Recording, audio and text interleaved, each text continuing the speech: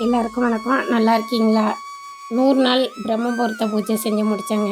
இதனால் நிறைய நல்ல விஷயங்கள் நடந்திருக்குங்க. நினச்ச விஷயங்கள், நினைக்காத விஷயங்கள், பெரிய பெரிய பிரச்சனைகள் எல்லாமே எனக்கு சரியாக இருக்குங்க. நல்ல விதமாக தான் செஞ்சு முடித்தேன். 100 நாள் காலையிலே எழுந்திருப்பேன். இவ்வளோ வேலை செய்வேன். ஆனால் நான் எப்போவும் சுறுசுறுப்பாக தாங்க இருப்பேன். சோர்வாகவே இருக்காது. என்றைக்காவது ஒரு நாள் தான் நான் தூங்கியிருப்பேன். மற்றபடி எல்லாம் நான் சுறுசுறுப்பாக தாங்க இருந்தேன். அதுக்கப்புறம் பார்த்திங்கன்னா, என் ஃப்ரெண்ட்ஸை பற்றி கண்டிப்பாக சொல்லியே ஆகணுங்க. நிறைய எனக்கு பூஸ்டப் பண்ணுவாங்க. நீ நல்லா செய்கிற, செய்யி, டெய்லி செய்யி, விடாமல் செய்யி, இப்படி செய்யி அப்படின்னு சொல்லி எனக்கு நிறைய அறிவுரைகள்லாம் சொல்லுவாங்க.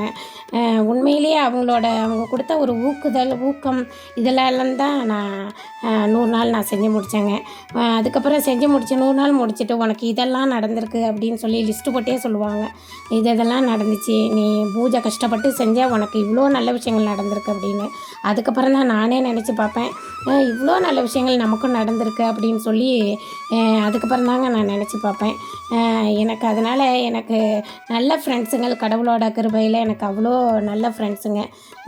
எனக்கு அதாவது எந்த ஒரு சூழ்நிலையிலையும் உடனே ஒரு கஷ்டம்னு சொன்னோன்னா உடனே தோள் கொடுக்கறதுக்கு தோழர்கள் நிறைய பேர் எனக்கு இருக்காங்கங்க. அது எனக்கு பெரிய கிஃப்ட்டுங்க. எனக்கு அதுவே எனக்கு ஒரு சந்தோஷந்தாங்க.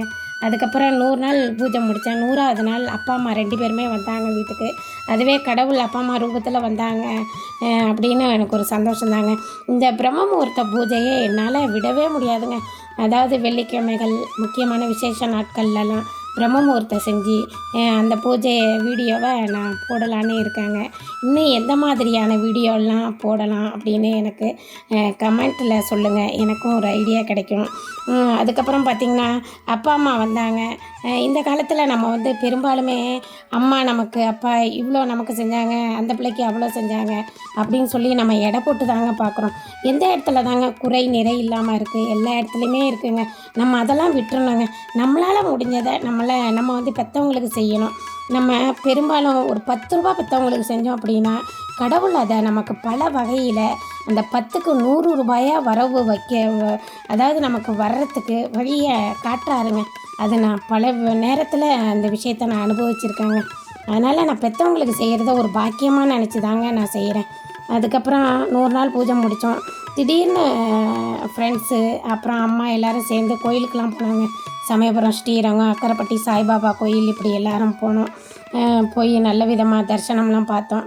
பார்த்திங்கன்னா, இன்றைக்கி வரலட்சுமி பூஜை பண்ணுறதுக்கு மகாலட்சுமி படம் ஒன்று வாங்கணும் அப்படின்னு நினச்சிக்கிட்டே போனவங்க. ஆனால் பார்த்திங்கன்னா, அக்கரைப்பட்டி சாய்பாபா கோயிலில் ஒரே ஒரு மார்பிள்ஸில் ஒரு மகாலட்சுமி சிலை மட்டும் இருந்துச்சு. எனக்காகவே இருந்த மாதிரி எனக்கு தோணுச்சுங்க. அதுக்கப்புறம் 650 ரூபான்னு சொன்னாங்க. அதுக்கப்புறம் அதை வாங்கிட்டு வந்து தான் வரலட்சுமி பூஜைக்கு ரெடி பண்ணி பூஜை செஞ்சு முடித்தேங்க. 100 நாள் பிரம்ம முகூர்த்த பூஜை என் வாழ்க்கையிலேயே மறக்க முடியாதது எதுன்னு கேட்டால் நான் இதை தாங்க சொல்லுவேன். ஏன்னா அவ்வளோ ஒரு அனுபவித்து நான் பண்ணினேங்க இந்த விஷயம். அதாவது ஒரு நல்ல விஷயம் நமக்கு தெரிஞ்சிச்சு செய்கிறோம் அப்படின்னா அதை நம்மளால் விடவே முடியாதுங்க. 100 நாள் முடிஞ்சிச்சு. அதுக்கப்புறம் எனக்கு ஒரு பதட்டமாக, ஏன் நம்ம செய்யாமல் இருக்கோம், நேற்றுக்கு இவ்வளோ நாள் இவ்வளோ பிஸியாக நம்ம செஞ்சோமே, இன்றைக்கினா இவ்வளோ சோம்பேறியாக எப்படி இருக்கிறோம் அப்படிங்கிற ஒரு குற்ற உணர்வோடு இருந்த மாதிரியே இருந்துச்சுங்க எனக்கு. அதுக்கப்புறம் தான் உடனே வெள்ளிக்கிழமை இன்றைக்கி நான் செஞ்சதுக்கு ஒரு காரணங்க.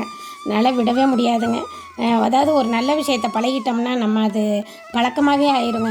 அதே மாதிரி தாங்க எனக்கு இந்த பழக்கம் இப்போ பழக்கமாகவே ஆயிடுச்சு. நான் எப்போவும் பெரும்பாலும் காலையில் எழுந்திரிச்சு பிரம்ம முகூர்த்தத்தில் விளக்கேற்றி வச்சுட்டு யோகா செய்வேங்க. அதனால தான் எனக்கு இந்த 100 நாளும் எனக்கு ஒரு சோம்பேறித்தனம் இல்லாமல் எனக்கு அந்த பழக்கம் வந்ததுக்கு காரணமே அதுதாங்க.